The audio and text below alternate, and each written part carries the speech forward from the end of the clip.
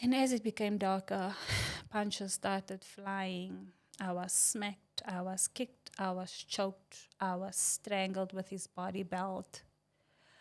I was strangled with my car seat belt. He got into the seat behind me and he strangled me with a seat belt. He turned my head almost all the way around. Welcome to the Safe Space Chess Podcast with Madam Speaker. My name is Perseverance Maremeni, also known as Madam Speaker, also known as the CEO of Self-Love. If you're joining in for the first time, welcome to the family of healing, self-love, and motivation. And if you're returning, thank you so much for the continuous love that you are showing me, obviously, on the Safe Space Chats podcast. I never ever go alone. There's always somebody sitting next to me. And today we have a guest, and I'm going to allow our guest to introduce herself. Hello, my darling. Hello. How are you doing? I'm very well, thanks, and yourself? I'm good, thank you. Please introduce yourself to the people and tell us a little bit about yourself. No problem. I'm Chanel Swartz. I'm a 35-year-old female from Eldorado Park. That's in Johannesburg South. Mm-hmm. I'm a very outspoken person, not shy at all. I work. I'm fully employed. I do, however, run a self-funded feeding scheme. I recently started a YouTube channel called Glow Through What You Go Through. Wow. I hope you guys will be able to see I'm actually wearing the T-shirt. Okay. Yes, I have also got a cap. It is available for selling as well. I'll Okay. disclose the prices on the website. Okay. About myself, I'm a very bubbly person, like I said. I'm assertive, I'm a good listener, I'm friendly, I'm a people's person. Yeah. I'm polite. Yeah, that's basically more or less. Oh, and I don't have any kids of my own as yet. Okay. Yes. Do you want to have kids? You can yeah, take one maybe of just mine. one. You can give me one. I don't mind. Take mine. So do you want to tell us about the Glow Through It initiative? Because that is very interesting for me. Okay, it's called Glow Through What You Go Through. Oh, glow through what you go through. Yes. Okay. So it's my long-lived motto. I've always been passionate about it. I've always believed in it, whether you're going through happy, good, or the worst of times. So where it originally started was, I've experienced a whole lot of obstacles in my life, and that was always my motivation, that regardless of what you go through in life, that you can glow through it. Meaning on the outside, people shouldn't look like your problems, basically. No one knows what you're going through behind the scenes. So the glow means glow through it and then go through it, meaning you are able to go through it and then it comes back to the glow. So you're able to go through it and then hit back to glowing through it. Yeah. Yes. No, I love that. I love that. I think I'm you. going to take that as well for myself. And I do believe that every single person who sits here, myself Yes. included, there's always something that we've been through in life. Is there something that you would like to share with us about what you had to go through or glow through that you went through? Yes, definitely my most recent experience. I am a GBV survivor. Sure. Yeah. Myself and the person never even dated for a year. Sure. But thank God I managed to get out there. It's not always the easiest of things to encounter, but I'm grateful that God gave me the perseverance to carry on and call it quits. Yeah. So let me just give you a brief background about where it all started. In 2022, we dated about 4 or 5 months. We moved in together. That was about 3 days before my birthday. Okay. My birthday is the 31st of July. We moved in about the 28th of July. Okay, everything was happy, hunky-dory, as they say it. It's the honeymoon stages, right? So, yeah, things went well. And as weeks went by, this guy started changing. He started being manipulative, abusive, verbally, emotionally, mentally, not physically as yet. So each time, because I do not come from that type of background, I was not used to that lifestyle. So I just each time wanted to go back home, and this person would obviously gaslight me and love bomb me. That's the type of things narcissists do, not knowing he is a narcissist. Yeah. And as time went on, things became so hectic where I found myself paying all the bills. Sure. I nearly lost my car. I was seeing to the rent, the groceries, and each and everything. Okay, wait. Before we get to the part where you were carrying all the financial burden, right? I want you to just take us through like the transitioning of how before you guys moved in together, things seemed to be fine, right? Yes. And then when you move in together, what are there any red flags? Are there anything that you see in the relationship that now you see the drastic change that is coming, or you didn't see it coming? Well, I'd like to believe that somehow I actually ignored the red flags. They Okay. were definitely there, but I was just basically painting them with a white brush all the time. Like what is like one of the things that you feel like it's one of those red flags that you ignored? Like his behavior, the way he spoke to me, it was no longer in a civil way. It was with so much aggression and anger that I was extremely stunned. And I just overlooked it, like, maybe he's just going through his most worst days. And yeah, and also the way he was manipulative. He would say, okay, you don't want to do this, it's fine. Get out of my house. Things Sure. like that. Yes. And then after he says get out of my house, then he'll change his mind and Yes, so I was the person, you tell me to get out, it's not your house. We got this place together. We Okay. agreed to do it half and half. Yeah. You're telling me to get out, I'm going to leave with all my things. I'm not Yeah. going to be staying. So each time he sees me packing, that's where he suddenly changes. yeah. Yeah. So how bad did it get now after you packing and then now him, saying, changing things and then saying you can stay? How bad did it get now from that? It became 10 times worse because I was at a point where let me tell you actually what happened in August. We were still staying together and I got very sick. I was down with the flu where I couldn't even get out of bed. Now, because it's my partner, I'm like relying on him to assist me get up, go get meds, etc. I was literally left fighting my flu alone in my bed. I was laying there and praying with tears in my eyes asking God to give me strength to get up, to put on my PJs and pack myself a changing outfit and go to my mom's house. That was the worst thing ever. As I was about to leave, about 5 hours later, this guy comes to me. He's like, why didn't you tell me you need meds? Why didn't you tell me you were sick? I'm like, but I've been telling you I'm not feeling okay. And you can see, like with me, my eyes doesn't lie. Yeah. My eyes says a lot about me. Yeah. So that was actually a very big thing for me. I don't even call it a red flag. I think that was a maroon flag on its own. Yes. It's an entire billboard. Definitely. It's not even a flag. Definitely. Like, I Yeah. mean, why be so inhuman? So I got up, fixed myself where I could, and I got to my mom's place. And it wasn't a nice scene when I got to my mom's place because my mom is like, you decided to move out here. What are you doing here? The person is supposed to be taking care of you. And I didn't have money for doctor. I'm like, Ma, please borrow me money. There's no way I'm doing it. That literally crushed me. And I decided like that already tells me a lot. I need to go back home. I can no longer be doing this. The longer I stay, the more damaged I'm going to be. Yeah. Yes. Okay, so after you recover from the flu, do you still go back? Remember, I was still staying with him. Yes. I luckily spent the day with my mom, and moms are still moms, regardless of what they say. Yeah. And then I got back, and this person is acting all innocent, like, are you okay now? It's like you no longer have that burden on your shoulder. Yeah. So you feel, okay, this person, they're coming back. They feel much better. Okay. So then life went on. I recovered and stuff. And it struck again.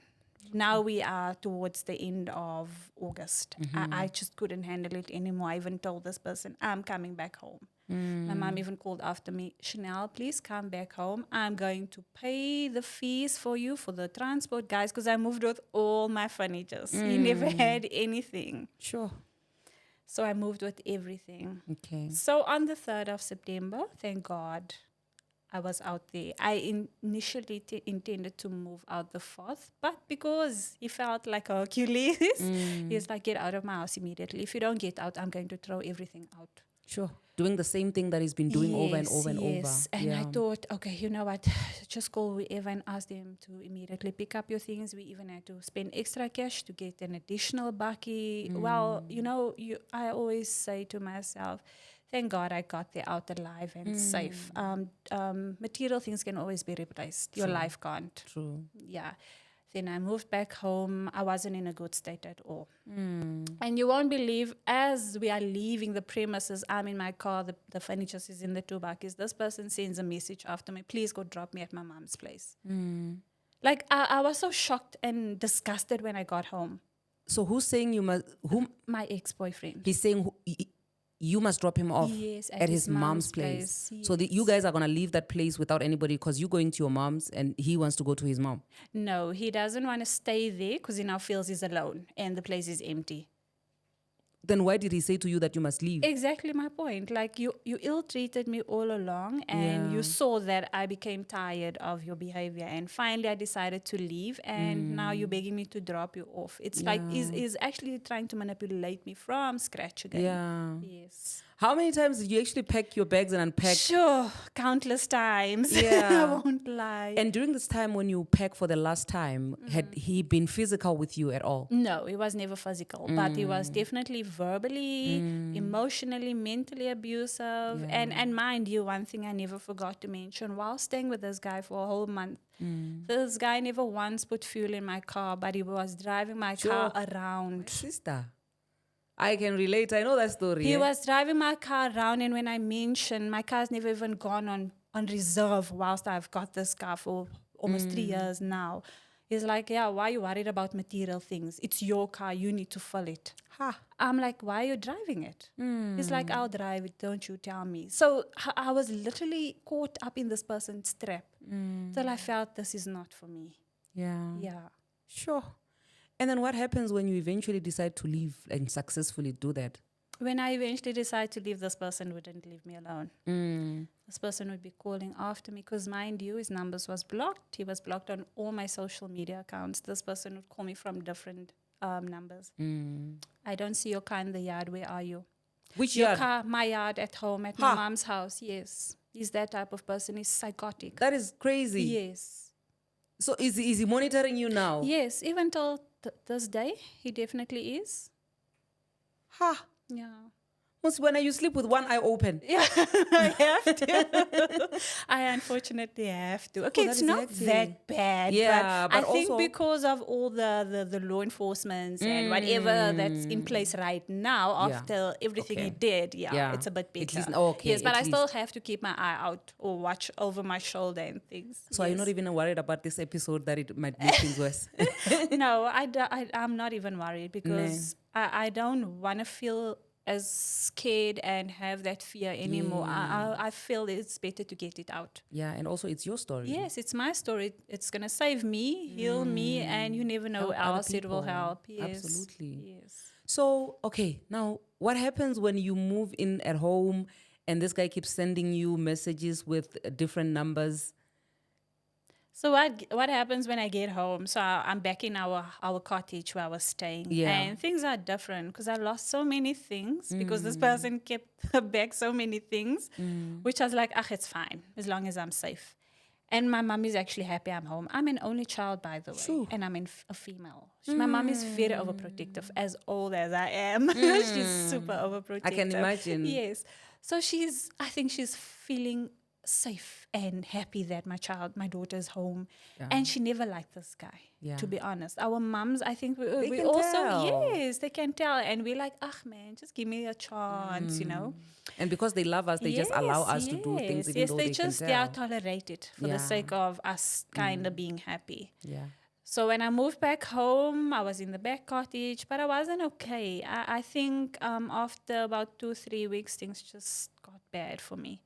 I went into severe depression. It affected my work. I was diagnosed with severe depression, major depression from the doctor. I was under therapy. I was just going through the most. I wasn't okay. I nearly committed suicide. I won't lie to you. I almost committed suicide. That's how severe it was. Yeah. I just couldn't handle it. Was all of that happening because it was like the aftermath of what you went through in the relation? Yes. Because I feel like I was able to stand my ground while still being with this person. So the aftermath just got me in all directions. It was like, a building just collapsing on me. Yes. I think a lot of people actually take that for granted, that you can actually, collapse after you have actually exited a toxic or a situation which is not good for you. Because once you get to that point where you feel like, okay, now I'm safe, that's when the reality sinks in and can really take its toll on you. Definitely. Yeah. That's what happened. Okay. It was hectic to a point where I was in such a financial predicament. Just imagine dating this guy for close to 4 or 5 months, staying together 1 month. Within that month, I moved back home. I nearly lost my car. Sure. My car was about to be repossessed by the bank. I lost all my furniture, so I had to sell everything to make up for the fees to cover the outstanding fees of my car. Yeah. How narcissists get it right to manipulate you and abuse you in all directions, heaven only knows. In Sure. such a short space of time. So it was like you were hypnotized. I sort of. was, Yeah. definitely. And people like, even my mom at times, like, I don't understand how you could you be so foolish. I'm like, you will not understand until you are in the claws of a narcissist. That's what I call it. Sure. Yes. That is deep, It you know, is. because a lot of people always judge, you know, the victims, victim shaming to say, Mara, why didn't you leave earlier? Or why Yes. didn't you do this, this, this, and Yes. that? And it's because people can't relate. Yes. Was this guy even working? He was always telling a lot of long sobby Oh, stories. we So I know. doubt the person was working. It was always I'm coming, I'm doing this, that, and the other. Well, whatever he did, I won't disclose. Yeah. That's his personal life. And mind you, he's got 3 kids. Sure. Yeah. So you were stepmother of three. 3. A whole stepmom of 3 Shoo. kids. With 2 different women. Yeah. Sure, man. I'm glad that you came out of it. Although I Yeah. still want us to get to the part where this guy now comes back, you know. How do you then survive all of that? Yeah. Yeah. So the whole of 2022, I was okay. I was dealing with the most, and I started being okay. And then last year, 2023, Jan, Feb. Obviously, he's a narcissist. He's going to try his luck, and I fell for the joke. But my intention wasn't to go in as wholeheartedly as I went in, because now I'm actually well aware of the red flags. So if I see the red flags, I'm out. Yeah. However, I think with me, I was very in love with this guy. And he was definitely in lust or in use, like I call it. Went back, we dated. I saw this person isn't changing, but you know, we go on with life. You know, we avoid all those maroon flags, like See, I this say. is why when I tell people that you should never ever go back to your ex, actually a guy Yes. who wants you back, or even a girl, Yes. in my opinion, they actually hate you because they see Yeah. you doing well without them. They'll be like, how Yes, dare you do so well yes. without me? Yeah, Sure. it's true, hey? It really is. But I think I still believe it was God's way of Yeah. letting me go back, because in the time I went back, this guy was going through the most. He literally lost the place we had together. Life was just handing out curveballs. And I wasn't rejoicing in it, but I said in my inner self, you know what, you don't touch a child of God. Yeah. That's what I say, and think you're going to get away clean with it. Yeah. But then you'd always blame me. It's because of you I lost my place. It's because of you, things, you just bad luck, and you know, all those kind of nasty words they use. And the end of mid-April last year, I just decided, you know what, guy, this is definitely not for me. I recall going around there on the 27th. It was some public holiday. Went around there. The guy is still doing the most, saying the most. And I told him straight, you know what, I'm out for good. I'm out for good. It's like, I won't settle until you are dead. That was his words to me. And I thought nothing of it. He said that. Yes. It's either you belong to me or you did. That is scary. It definitely is. Sure. I And you thought actually got to nothing. realize what he meant by that. I actually had to, I lived out what he was meaning by that. When he said those words, did you take him seriously or you just thought, I kind of did, but I thought, I'm out of your way, so there's nothing you can do to me. So I'm okay for now. yeah. I left. Following day, got home. I was so serious, you know. I didn't even feel like typing those lengthy essays. I just kept it short and sweet. Like, you know what? This is where I draw the line. I no longer want you in my life. You're very toxic. I had the first good round with you. I don't think I want to go through that anymore. You'll never change like you're claiming that you will change. A narcissist will never change. And obviously, it's like going to tell me like, yeah, you just don't believe in me. You've never loved me. You know, those kind of things. Yeah, They do. now you're the problem. Yes, now I'm the problem. But it was good. I can rather be the problem. Yeah. Okay, then comes May month. This person's license is still in my car. Because like I'm saying, he was the head driver and I was the passenger princess in my own car. Story of many women out there, they won't admit to it. Sure. Yeah. I'm not afraid to admit Yeah. it, because I mean we can't keep on shading off these kind of things. It's a Yeah. reality. Yeah. And someone needs to speak up about it. Yeah. And put it out there so women understand that it's okay to take actually- ownership and drive your car. Yeah.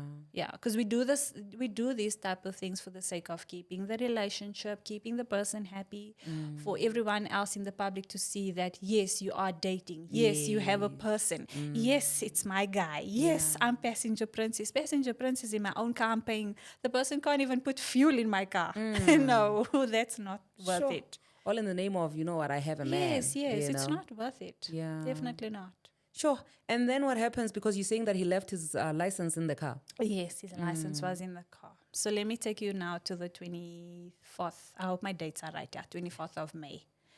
I'm Yeah, actually I impressed am. with the dates because Yes, I'm yes. bad with dates. I think because it's actually like more or less close to that time. So Yeah. Oh, okay. yes, it's still fresh this one because it just Yeah. happened last year. Yeah. Yes. Okay. 24th of May, I attended a church service. There I am praising, worshiping God. Thank you for saving me from this devil's claws, you know. And I'm feeling good. I was crying, and there's even a picture of me shared on the church's social platforms where they actually caught that on camera, where I'm literally bawling my eyes out in the way I'm praising and worshiping. And people don't really understand. Yeah. So I just felt that day I didn't really want to go to church, but something in me just drove me. Go. You need to go. Even if you are tired, go. Yeah. I went and I felt so good because it's like a whole burden was lifted off my shoulders, not knowing what will happen the following day. Sure. The next day, we had some electrical issues in my area. Like I said, I stay in Eldorado Park. It happens from time to time. Yeah. And I work from home most of the days. And then I decided, let me go to the closest mall, not too far from my area and his area. And then before I do so, I can go to the post office to have the license card posted. Still out of having a kind heart not to see this narcissist. Yeah. And then I got to the post office telling them what I'd like to do because I want it posted immediately. Well, unfortunately, our government services failed me. Yeah. But it's okay. Life went on. I was thinking what to do. Something says, go drop it. Something says, don't take that risk. But I'm like, I'll deal with it once I'm done working. Okay, the 25th of May. Go work at the mall, run a few errands, even purchase a few of the items I needed to do my feeding scheme the following week because I was cooking for the kids, blah, blah, blah. It's winter, close to winter time. I was planning on making soup. Okay. Did all that and I leave the mall.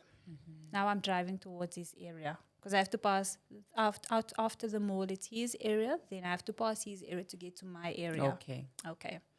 But as I'm driving, I'm busy fighting mind over matter. My heart starts racing. I do not understand what's going on with me.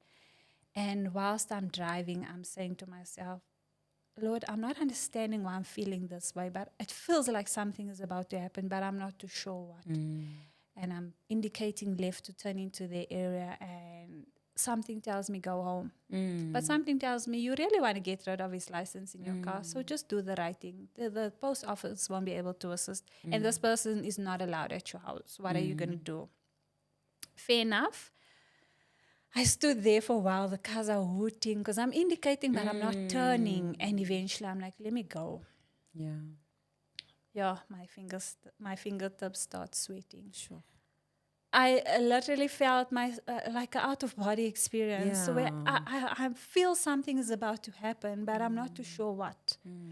And I'm a very spiritual person. Like I always say, like my spirit of discernment, I think I failed it that day. And my gut feeling, because my gut feeling told me go, but I just fought against it. And as I'm heading closer to the house, I actually unblocked this person just to tell him, look, yeah, I'm almost there. Just stand at your gate. I'm just dropping off and I'm leaving. Okay, this person is not answering. I do not know why, but I'm now focused on myself as to why I'm feeling the way I'm feeling. I start praying. I start crying. I don't remember vividly what I said, but all I remember is I said, God, I'm not sure what's about to happen, but please go before me and guide me. And please keep me safe. And I said, amen. Got to his house. He stood there, asked me to roll down my window slightly. I rolled it. I handed his license card to him. He's like, don't you want your things that's here? I'm like, no, whatever you have of me, please do keep it. Burn it out, throw it away, whatever. But this person is insisting. please, I need to hand it over to you. I know your things. I'm like, material things, that doesn't matter to me. I'm so happy I'm done with you.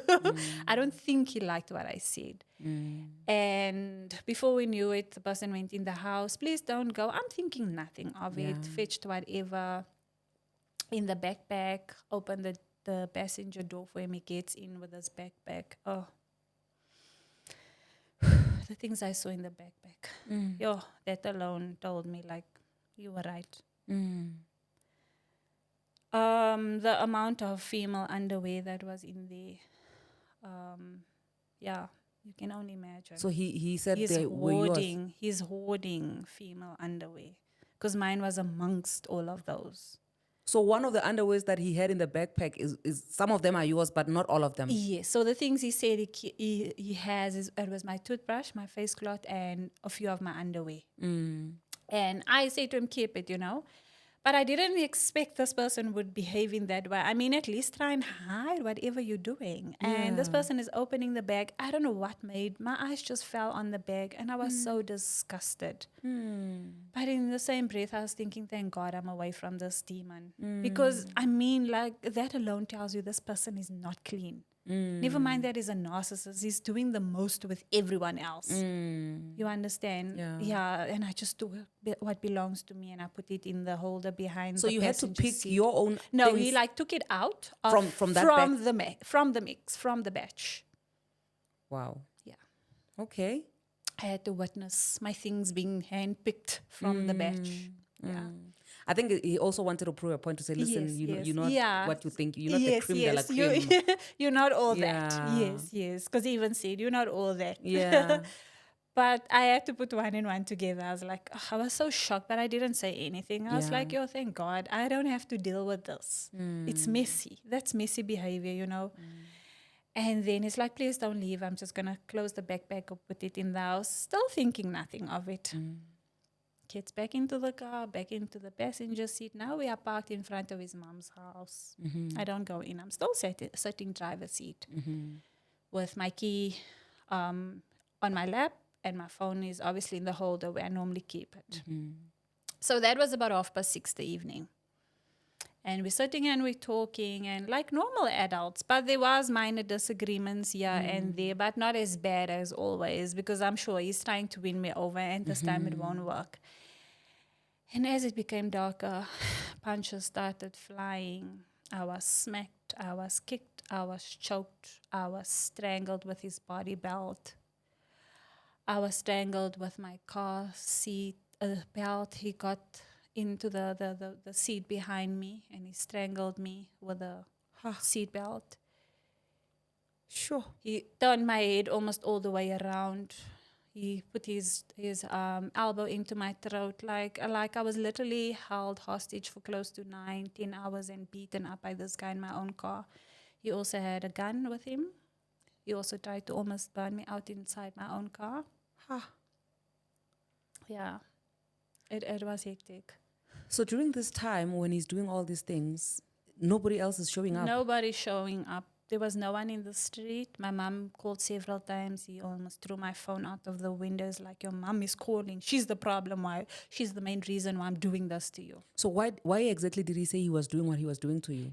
He said it's because I no longer want him in my life. So going back to that thing of saying if he can't have you, nobody should have you. Yes, if I can't have you and you no longer want to be with me, the best place you will be and the safest place is dead.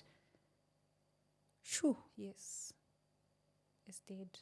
And this is the first time this guy is actually getting physical with you? It's the very first time. I was so shocked. Like, I couldn't believe it. I was even shaking at some point there, begging him, let me go home. I can't let you leave. You're going to open a case. Sure. If I end up behind bars, I'm going to get people to kill you and your mother. Sure. Yeah.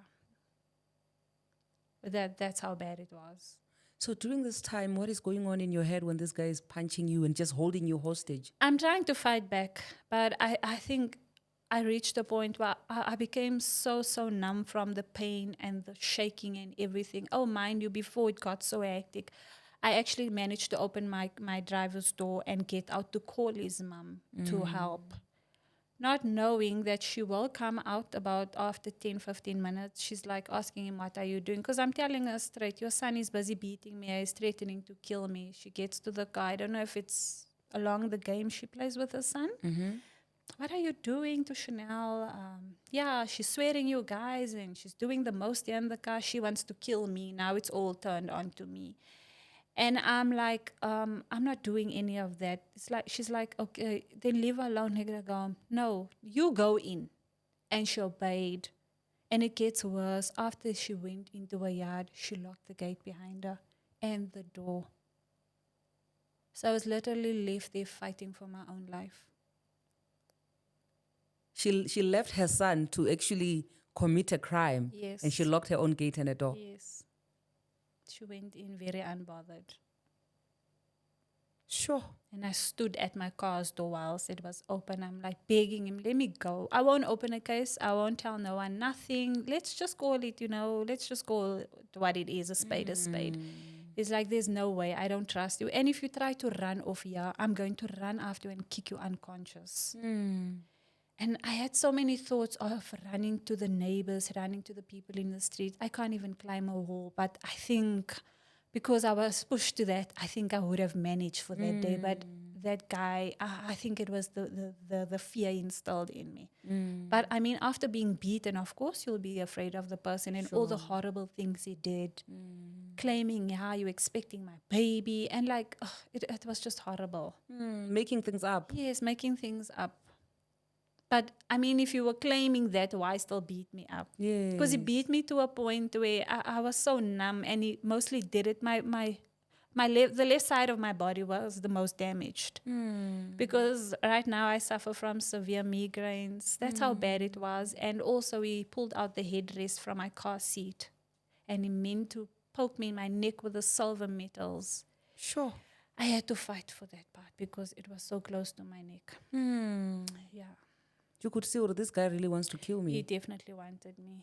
Because he even told me at some point, it's either I take you to drive you to your mom's house, or you drive, I kill you in front of your gate, or I kill you in this car and go dump your dead body. No one sees nothing in the street. No one will know. No one heard anything. And there was no one in the street. That's the thing that I'm thinking, that how is it possible that not even one person I could don't pass know. At some point, it seemed like it was planned. Like, you guys stay out of the street. This is about to happen. Or maybe he's known to be that violent in the Yes, area, so people are actually afraid of him. Could be. And also, it could be that maybe he has done to other people in the past. That's why they can't even come anywhere. Definitely. Sure. Yeah. So when he started this thing, it was around 7:30 when you got there. 7:30. Or 6:30 or 7, whatever. Yes, yes. But and then for how long were you with this person? We were, and like I'm saying, for close to 10 hours in the car. And then eventually, because the spirit of fear was high in me, this person is like, with yours, and this person knew it was payday. Go check us into a overnight place. I'm like, I can't do that. Tomorrow my car's due for service at VW. I won't.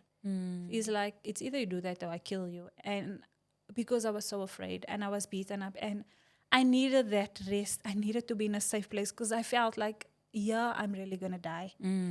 Because mind you, that was still the period of load shedding. And if I can remember properly, this person even did a countdown before the midnight load shedding was about to kick in. He said to me, I'm going to kill you. No one is going to know. It's even worse, darker. There's no street lights. No one's seen anything. No one heard anything. I was so afraid. I think at about 3 a.m. The Friday morning, this happened the Thursday morning, the Friday morning, I just had to give in and like, okay, cool, let's go.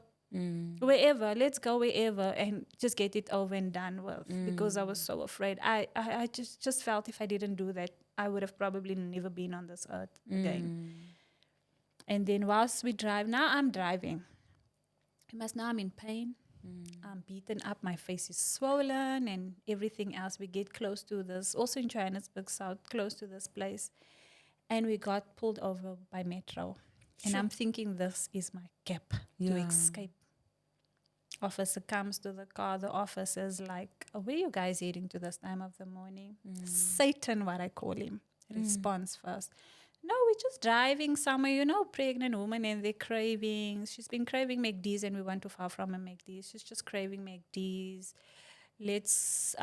why is she driving? Mm. Because she's moody. It's a mood swings. This is the type of things pregnant woman does. This guy, the lying is on the tip of his tongue.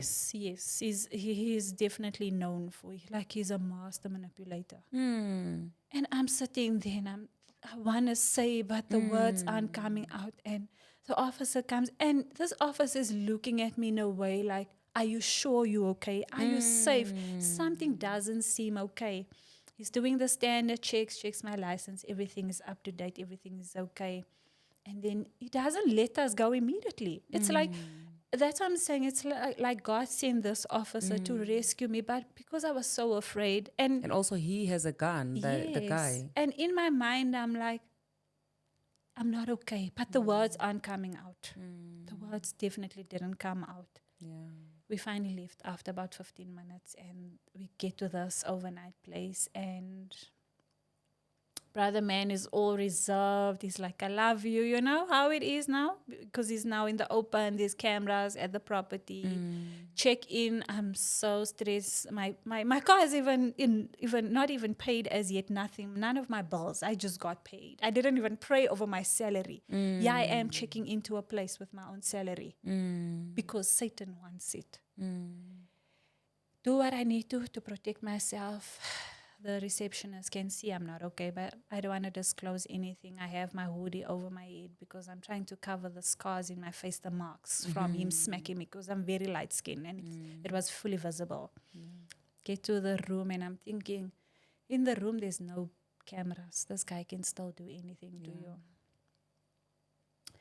Thank God he didn't do anything about killing me and whatever, but he was trying to act nice and stuff. And what I can remember is we in the room, there's a single bed and a double bed, and I just made myself some coffee because I was so cold. But I was so hurt and my head is pounding, and this monster is laying there in the bed and laying like nothing has happened. It's like, you're not sleeping in that small bed, because I'm literally about to go to that bed. You're sleeping next to me. Do it for the sake of my being alive. Yeah. Get next to the person I'm laying, and luckily I had like a tight underneath my pants on and like a sweater top under my main top. I take that off. I'm in my socks and I'm on my monthly. Go to the bathroom, use the bathroom, come back, and I'm laying next to this person. He was pretending to be fast asleep, and the next best thing, this person is trying to have sex forcefully with me. Sure. So that was very deep. So what actually saved me is my car had to go for a service. I had to get home by, I think, 6 a.m., 6:30. I was still a bit late for the guy. I just called him and made up a story. Oh, I'm stuck in traffic. I'm coming. Yeah, so that's how it is. Then he let you go? No, he didn't immediately let me go. He drove himself to his mother's house again. Then I drove off. That was the last I saw him. Sure. And that's how you survived him? That's how I survived. But there comes a very interesting part.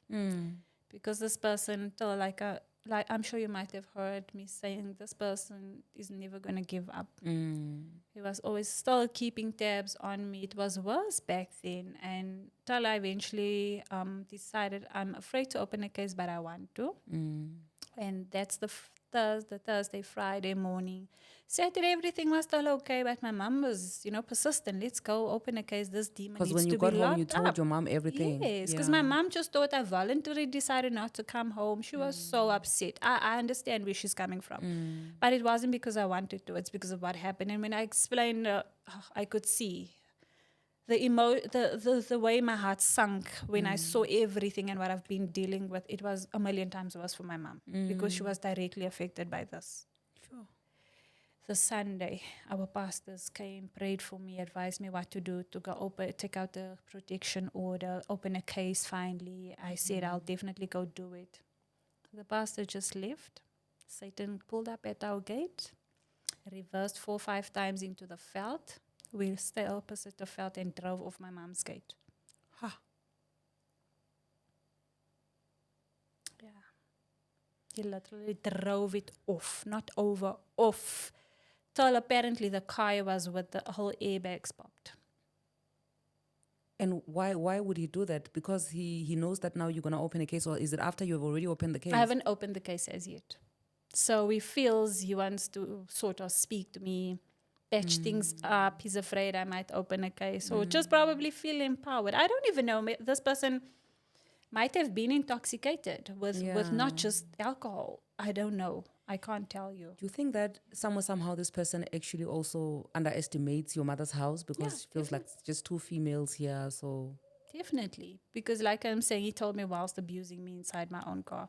I might as well just make you drive to your house and go kill you, shoot you dead in front of your mother's house. Yeah. He never liked my mom because she never liked him. yeah. It was like water and oil. Yes. Sure. And then what happens after he just drives through your gate and then... Then he fled the scene.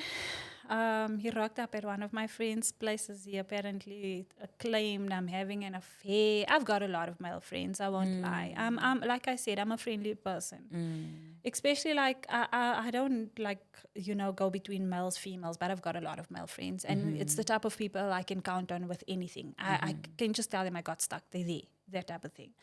Rocks up at my friend's place, raving in front of the gate with a gun, threatening he's going to kill him. And this friend of mine calls me.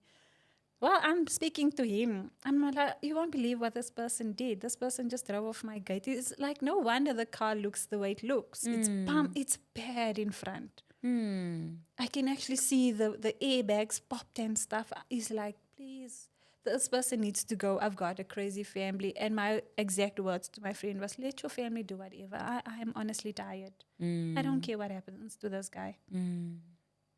I think that was the start of many traumas for me. Sure. Because since then, I wasn't okay. Yeah.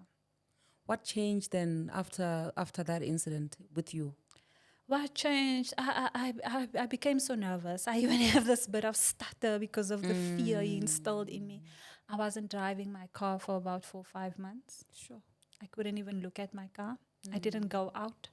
I was isolated from the world for a period of, since it happened last year till this year, end of Feb. I was isolated in my room. I wasn't focused at work. They told me to not even come to the office. I couldn't concentrate. I attempted suicide. Sure. I overdosed on pills. Sure. I was under psychologist that my company paid for. The doctor diagnosed me with another round of severe depression. I was on sleeping pills for 4 months.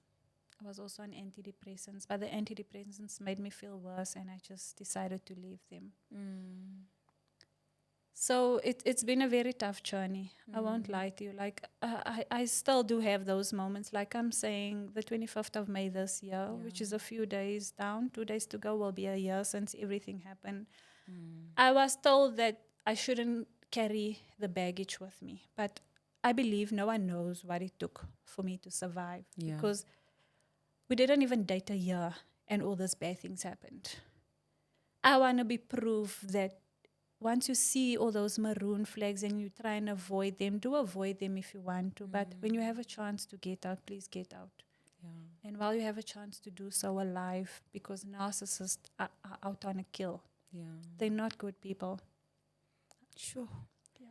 And I feel like one of the biggest lessons is the fact that the relationship was not even that long, but the impact it did almost affected the rest of your life, But I'm glad that you're actually doing something about it, because even though like it's been a year, it's going to be a year now, but the fact that you're not giving up on yourself, you're actually fighting through it.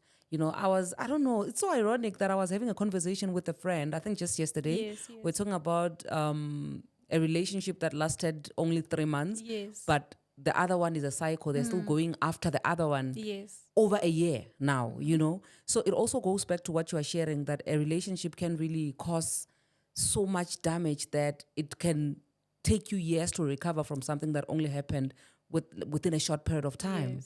Ever since that time, was it the last time that you saw this guy?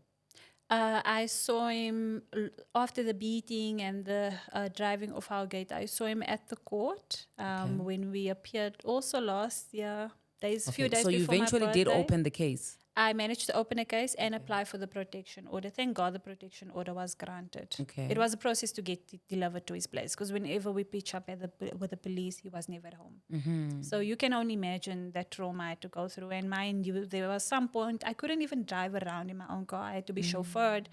One day, this uncle of mine dropped me at the police station and they're like, okay, everyone that's here for protection order, that application that needs to be provided to the person, that the perpetrator, we're going with a van. And I'm thinking, in a van? I've never been in a van. Like, that's what I'm saying. I just went through the most. It's another level of trauma unlocked now. I was at the back of a police van. And mind you, this one officer driving is so drunk. It was a Monday morning. Shoo. And I'm saying to these ladies, aren't you afraid of this? Because I'm not used to this lifestyle. I'm shocked. I'm stunned. They're like, no, these kind of things happen. I'm like, yo, guys, you'll tolerate a lot, eh? I know I might have tolerated a lot, but this, no. Like you already... I felt like a criminal. And that time you trying to get justice for yourself. That's exactly what I wanted to say. Sure. And how did the case go? The case was awful. You know, he was playing innocent, lying. He's never done anything. He only recalls swearing me. He's very sorry for swearing me. And, you know, the whole rigmarole. But thank God that judge doesn't play with. One thing I can say, GBV is a very big thing in our country, especially amongst us females, you know, where perpetrators are males. But when it comes to court cases and GBV centers, they don't play. That judge told that guy straight, it's either I finalize this protection order, you're coming back for trial. Don't argue with me. Because this person wasn't happy with the protection order because he felt like he wants to be empowered. He still wants to keep tabs on me, wants to come around when he feels like it. And no, it's not going to work. Yeah. Yes. So he felt like he didn't deserve a protection order. Yes, I mean, for me, if you were to say you want a protection order against me and I don't want anything to do with you, I could say, just grant me the protection order because anyway, I'm done with you. But somebody who is saying they want to contest it, then that would really show that they actually still want to do something. Yes, definitely. Sure. It just shows. He felt empowered, but I think that just was the worst. And you would never believe. I went with my mom and my uncle because I've got all right to be protected. The same mother that closed the door and locked behind us showed up with him. Sure. Yes. To testify. No, not to testify. Okay, just to support her child. Moral support. But obviously, there's no way she's going to be witness against her own child. Definitely not. If it had to come to that, she wouldn't. She was just sitting there and looking at us like, hey, I'm here. And my mom was upset. My mom felt like strangling the lady. But obviously she can't, Yeah. Sure, that is hectic. Hey, you've been through a lot. Like, you and know. This is common. It is. And I think it's so amazing that you never really realize what you've been through until you speak about it. Then you realize like you've actually dealt with a lot. Sure. Like they say a lot can happen in a year. My life in a year, eh? That was literally my life almost passing me by in a year. And how are you feeling now? Where are you at now? I'm in a much better space. I'm sure you can see I'm glowing. Yes, of course. I'm definitely glowing through what I'm going through. Things has just been good. God has been so good in my life. Like so many answered prayers. This person was definitely a blessing blocker as well. Things are going well. Like I said, I started my whole t-shirt and I've got a cap as well. Just didn't bring it along. I was in fact planning on hosting my very first launch to go through what you go through the 25th of May. Okay. I had to cancel it because I felt I'm not fully ready. Okay. But it's definitely in the pipeline. I do a whole lot of speaking, like whether it's just day by day passes by, people that's interested in my story. I share a lot of thoughts. I have my own YouTube channel where I speak about things I've gone through, not in depth because there's a whole lot of things I prefer to keep private. And I do a lot of writing, like journaling. The journaling carried me through a lot. Yeah. Sure. And I'm just in a good space. I don't want to lie to you. I feel so good. I didn't imagine that in such a short space of time I'll manage to feel this good. Yeah. And mind you, I'm still busy with counseling. I'm still doing a lot of online counseling sessions that my company provided. Yes, that's also helping me. I'm so glad you're doing that because a lot of people actually don't take counseling Yes. seriously. But once you get the hang of it, you realize that it's a way of living, you know? Definitely Do you is. think there will ever be a time where you're ready to actually launch, where you'd be hosting maybe an event where you're speaking, sharing awarenesses of just how to handle or how to survive or avoid a narcissist? Yeah, You know, because I feel definitely. like God saves you so that you can other people don't have to go through what you went through. And the more you don't talk about it, it's like every man for himself. So other people never get to learn. Yes. You know. So are you thinking maybe in the future you might do an event or host or launch your glow through? Yes, I'm definitely going to still do it this year.